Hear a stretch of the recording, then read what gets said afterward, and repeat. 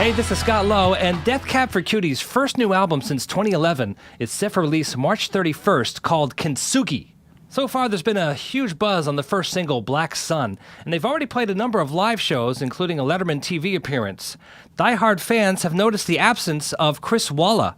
Walla is one of the founding members of Death Cab as a guitarist and songwriter, and he contributed to the latest album, but has since left the band to pursue other creative endeavors. It's not really that much of a surprise, since he's already done a lot of engineering and producing for the likes of Tegan and Sara, Rah Rah Riot, Hot Hot Heat, and Not a Surf, just to name many. Meanwhile, Death Cab for Cutie continues on with a couple of new touring members, and so far response has been pretty good to the live show.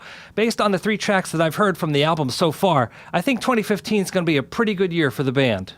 Catfish and the Bottlemen are a band from North Wales whose debut album, The Balcony, was released in the UK back in September.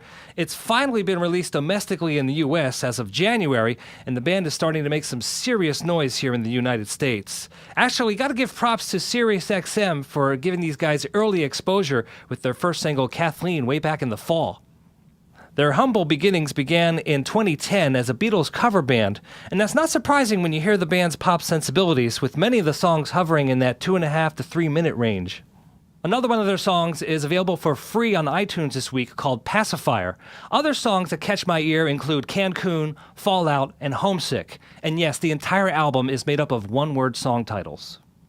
Viv Albertine was the guitarist of the all-female English punk band The Slits back in the late 70s and early 80s. If you were paying attention to the English punk scene, or at least listening to college radio at the time, you might remember songs like Typical Girls or Earthbeat. The Slits called it quits back in 1982, and Viv Albertine pretty much disappeared from public life for the next 25 years.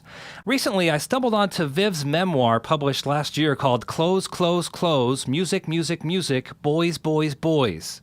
In the book, she recalls her life in 1970s London, where she was front and center for the birth of punk, and gives amazing stories about Sid Vicious, Johnny Lydon, Mick Jones of The Clash, and many other famous figures of the UK punk era. She also writes a lot about her life after the initial fame. This is the story of punk from a female perspective, and it kind of comes across as being written for other females, but for historical purposes, I would suggest you add this to your reading list in the future.